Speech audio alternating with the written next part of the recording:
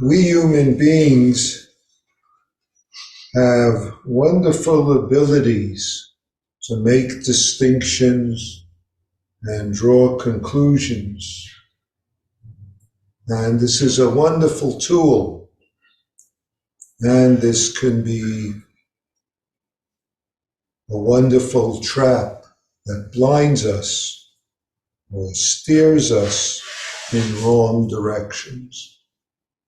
So, I've spoken of I and all beings and the great earth together attain the way. And people might want to add to that, or we might want to add to that. Oh, that's something that happened once upon a time, and therefore that's the Buddha explaining his awakening. But though we want to draw that conclusion, because that makes sense to us in our way of thinking about space and time, and yet that's not adequate. It's useful for many things, but I and all beings of the great earth includes what's difficult for us to conceive of, that it's not a once upon a time, but it's right now, and it extends in all directions in space and time. So what is this? So let's see if I can clarify a little further by bringing up some of what Dogen Zenji speaks of. Maybe it'll help us, and maybe it'll further encourage us to inquire more deeply and chew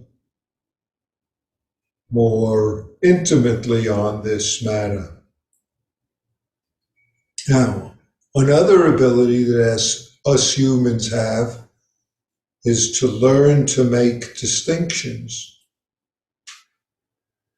So, for instance, we could look up at a tree and see, oh, that tree has a fruit. That fruit is good. Now, this tree next to it, that also has a fruit. But that fruit's not so good. In fact, I can't stand it. It gives me the runs and it hurts my stomach and I can't eat it. Okay. We and many other beings, other hominids, other members of the chimp family and monkey family and all sorts of animals learn to make distinctions like that. We can even make further distinctions. Learn that that fruit there is good, but it's only good when it gets very, very red. If I get it when it's green, bad, I can't stand it. I know this personally from, there's a fruit that I particularly like that grows in California in my neighborhood. It's a persimmon. Some of you might be familiar with persimmons. Now, there's two different types of persimmons. So that's the first thing. You have, though both are the same color, sort of an orangey yellow, there's one persimmon that's shaped, let us say, like a apple, and another persimmon, same color, but it's shaped more like an egg. And both of them get very, very yellow, and then, okay, so I've got my rule, I wait till it gets ripe, and I get one and I get the other. And one of them, the round one, I take a bite of and go, that's great. And I eat the whole thing. And the other one, the egg-shaped one, it's same color, so I take a bite of it. And it's got something in it that makes my mouth go, I feel like it's full of sand and I can't stand it. Okay. So I know that one that's shaped like an egg is not for me. And that one that's shaped round, that's for me. Now, I wait a few months because those persimmons stay on the tree for quite a few months till, well, we're in January, so they're on the tree until from, let us say, October till at least into December and even into January. All of a sudden, I notice the round ones are getting soft. No, well, I take one, I try to eat it, and I learn very quickly that it gives me a stomach ache and the runs from eating the round, soft ones. Oh, I'm not going to eat that.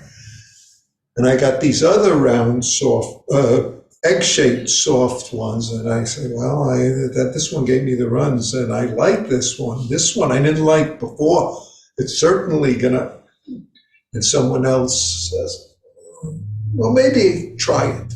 And I take a bite of it, and oh, it's so delicious. It's soft, but it's so delicious.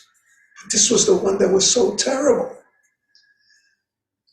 Okay. Now, this is actually true for those of you who like persimmons, and there's names for these, but that's not important. What's important is for us to see these human habits and where some of them are useful and some of them are potentially poisonous, certainly making us very uncomfortable.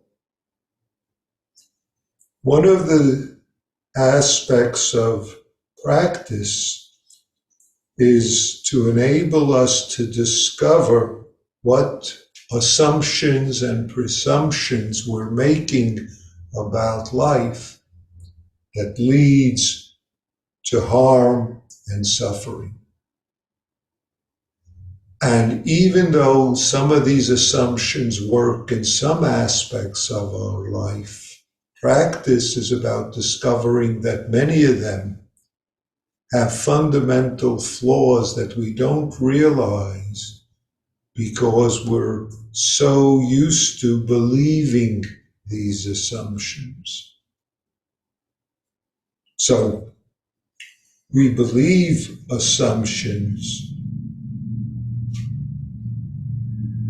and then we fail to see where, when we misapply them, to make it simple, we are creating suffering for ourselves and others, and potentially creating harming.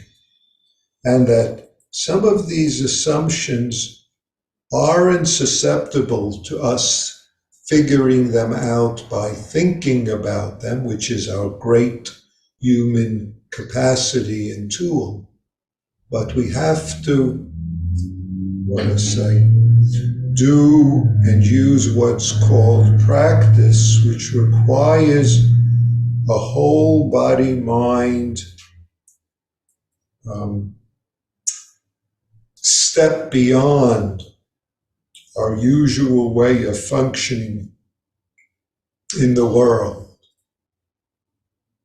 our usual way of functioning of self and other, before and after, to name just two of the assumptions that often get us in trouble.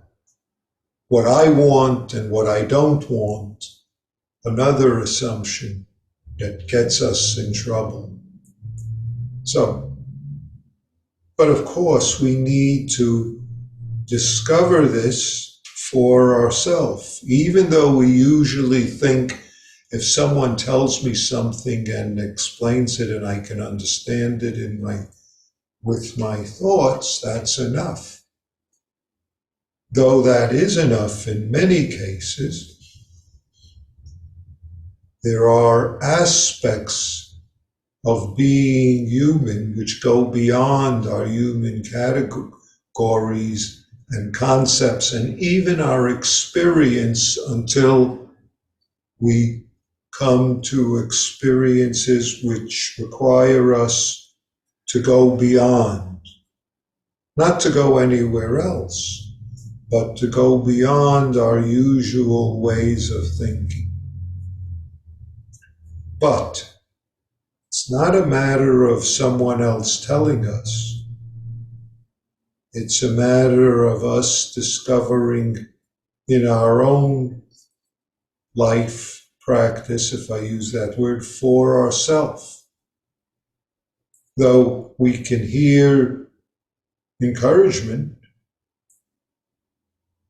just as we can hear Keizan Zenji describe the Buddha's awakening, I and all beings and the great earth are together awakened as this Buddha life that we are, which we don't understand what that means at first. And even that's a stinky word, so we have to be careful with using it. So, Dogen Zenji, Zenji means Zen master, so it's an honorific, and I know sometimes people get sick of hearing it, and I sometimes want to just say Dogen, as it says, as scholars do. But I've also learned from my teachers that the honorific is important for us to use because it takes us not just to use it as if it's a form I should use, but there's something there in acknowledging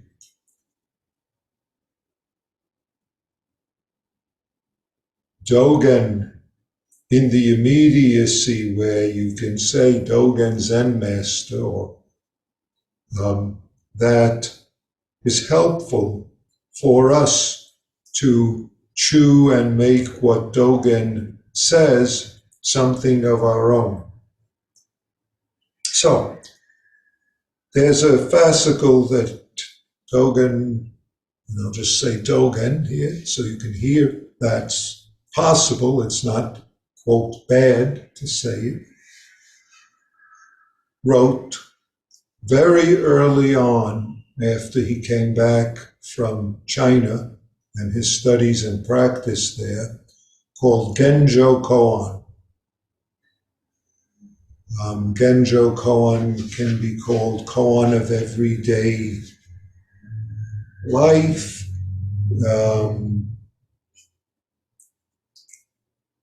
Here is a description that scholars have used to describe how Dogen is using the word koan in Genjokoan. He says that Dogen uses the term koan, quote, that indicates the individuality of things and their absolute equality. The sameness of things, differences, and the difference of things, sameness. So you already hear how it's pushing the limits of the way we ordinarily use words and want to, are habituated to think of sameness and differences as either or differences and sameness. So the term Genjokoan, quote, points to the ultimate reality in which all things are distinctively individual and yet equal in their presence of their suchness. Wow, pretty big mouthful, close quote. So Dogen's, I've got several translations here because each of them have their own strengths and weaknesses, but I'll start with the one that this is by my teacher, Maizumi Roshi, and he starts, when all dharmas are Buddha Dharma, there are enlightenment and delusion, practice, life and death, Buddhas and creatures. When the 10,000 dharmas are without self, there are no delusion, no enlightenment, no Buddhas, no creatures, no life, no death. The Buddha way transcends being and non-being, therefore there are life and death, delusion and enlightenment, creatures and Buddhas. Nevertheless, flowers fall with our attachment, and weeds spring up with our aversion. To carry the self forward and realize the 10,000 dharmas is delusion. That the 10,000 dharmas advance and realize the self is enlightenment. It is Buddhas who enlighten delusion. It is creatures who are deluded in enlightenment. I'll stop at that point. We should know that this Genjokoan was written, as I said early on, by Dogen, and was intended to clarify fundamental points and hopefully to help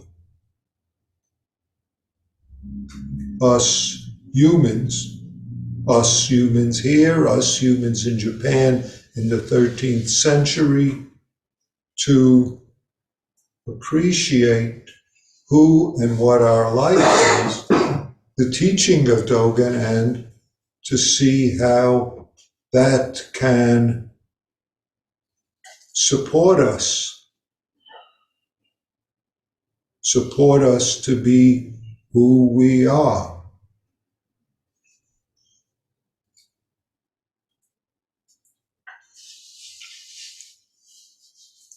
So there's, in a way, two aspects in this, and I'll use, as I said, three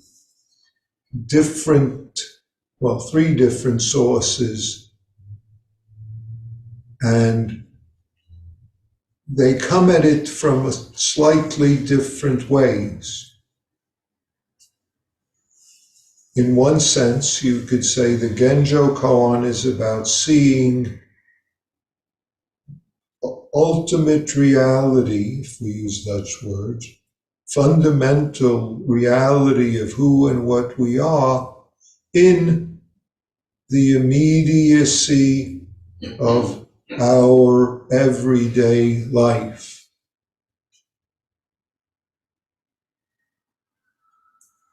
Despite our wanting to think of some categories as good and some categories as not so good, some categories as better and worse, Dogen is asking us to go beyond this, even if we can't quite understand it at first.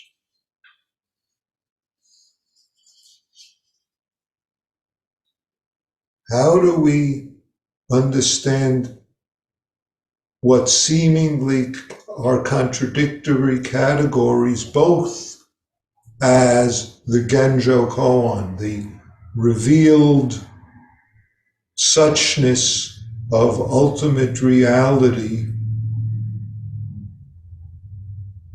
even And if I use the word suchness, that's again, we could unpack these words. Even though there's seemingly a basic contradiction in them, even though something that's long is not short, and something that's short is not long, and yet each of them are this Genjokoan. Each of them is ultimate reality. So what does ultimate reality mean? This gets us back to what we were talking about for the past 2 days. The Buddha's awakening that all beings, the great earth, have together attained the way, attained this awakening, are this awakening. So,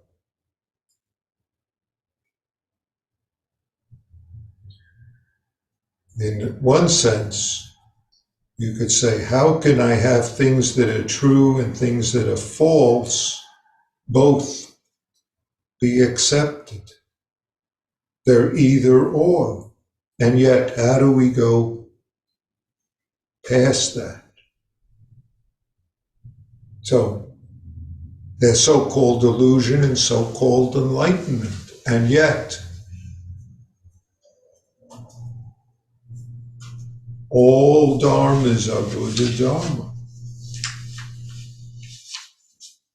When all Buddhas are Buddha Dharma, there are enlightenment, delusion, practice, life, death, Buddhas and creatures. And yet they're all Buddha Dharma. What does that mean? Now, Maizumi Roshi does make a point, is that this is something that's not understood just by reading it and seeing it in those terms. But when he says, if we translate that aspect in English, we have to see this for ourselves. If we can, if I can say, grasp it for ourselves, then these words are more than words. If we can't, then we can hear these words and think about them and trouble about them, and yet not be able to live them and manifest them because they're words, but they seem so contradictory to how we function in our life, seemingly naturally. This is where the realm of practice is about. In one sense, it's so, and in another sense, it's not so, and yet,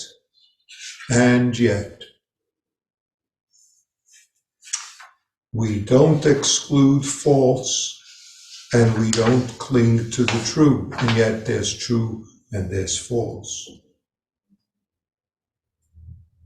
So, we have delusion, so-called, and yet the delusion is within, is not within, is itself, Genjokoan, the realized way, if we use that translation. I'll just say Genjokoan, and I won't try to translate it because you saw the mouthful that translating it is.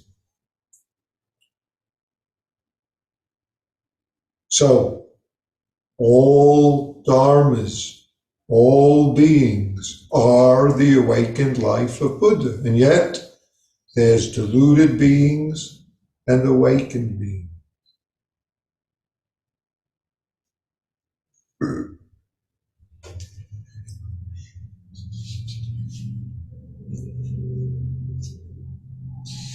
I won't say too much more, except remember how in the practice principles we speak of what causes trouble for us. It's the same as what the Buddha says when he speaks of the source of suffering, attachment.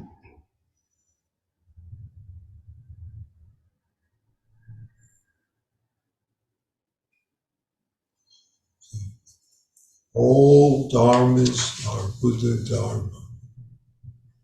And yet, all dharmas are without self. This is, in a way, a next step. But this is a fundamental practice point, since it is holding to self, caught in self-centered dream, that gets us into trouble. And if I say it further, gets us into trouble and to wait with consequences that we don't want. Caught in self-centered dream, only suffering. In fact, you can say, as the Buddha does, from attachment, from self-centered attachment, which is caught, what comes? Suffering. And yet in seeing that comes the end to suffering.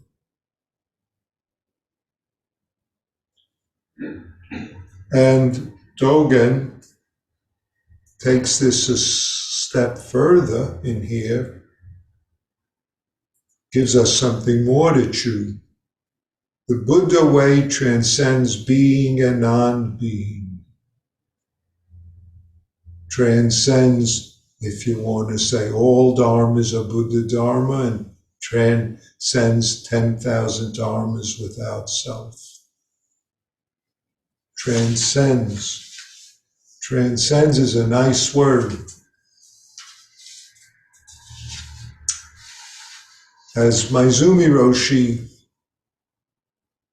says, if we only appreciate these as progressions, he says, we lose Master Dogen's intent.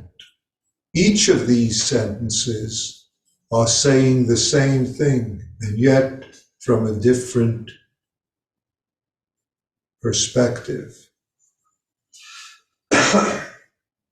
He says, and this helps us, we can say when all dharmas are Buddha Dharma, there are no enlightenment, no delusion, no Buddhas, no creatures, no life, no death. Because everything is Buddha Dharma, everything is reality itself. Since everything is this one reality, there's no delusion, no enlightenment, no life, no death apart.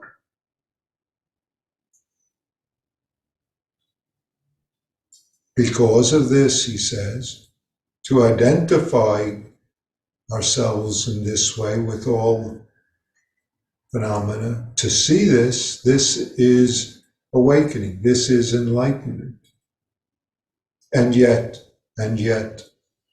that's already something extra. There is no special enlightenment state. It's the fundamental nature of who we are. That's what this whole point of Genjokoan is. That's what the whole point of the Buddha has been for the past 2 days.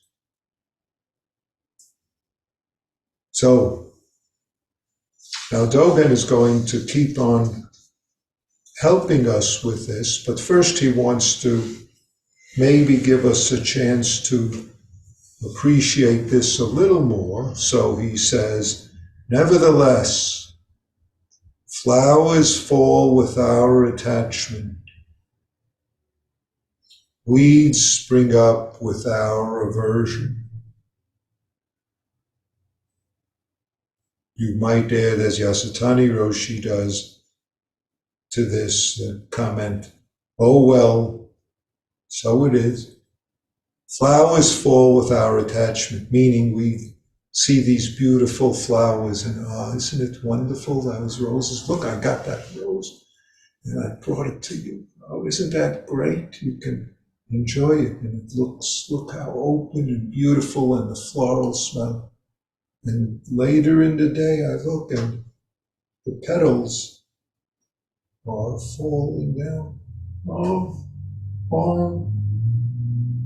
And I've just planted these new tomato plants, and I come out and look, and of course not now because this is the middle of winter here, but in the far west in California, there are already new shoots springing up, not in the tomato plants, but the crocuses and daffodils are already pushing up, and the buds are coming out on the trees, on some trees. Magnolia tree buds in my front yard and backyard. The backyard magnolia tree doesn't come out yet, but the front yard, the buds are all there. Unfortunately, if we get a freeze before they open, no problem with the freeze, but once they open, bye-bye, all gone. The flowers fall despite my attachment to them. And among the daffodil shoots coming up, there are all these weeds now because we've had lots of rain. So that's the way it is. That exactly is this Genjokoan, this completely perfect, if I use such words. So what is it? So Dogen helps us here. What's our practice here? What helps us to practice in the midst of this, and also to see where our practice efforts can, if I say it this way, bear fruit? To carry the self forward and realize that 10,000 dharmas is delusion. In other words, if as we approach reality, as we approach circumstances that we have to deal with, if we think of that as something outside ourselves, and therefore carry the self forward and look at things from that point of view, that's delusion. Delusion is the perfect Genjokoan. Delusion is the awakening of the Buddha, and yet we get to suffer from it. However, we also know that the 10,000 dharmas advance, and without being caught in our own, say, self-centeredness, or at least noticing it, then as it is, the 10,000 dharmas can reveal, allow us to realize this self, that's enlightenment, this self that is the universe, that allows us to be and actualize the whole universe in and act through our life. Okay, I'm going to continue to speak on Genjokoan tomorrow, but I am going to stop now, otherwise my mouth keeps on going and it's too much at once. And also, we've had enough talk. Best to do our practice, to manifest our Genjokoan in our sitting and in our practice in various forms. Thank you.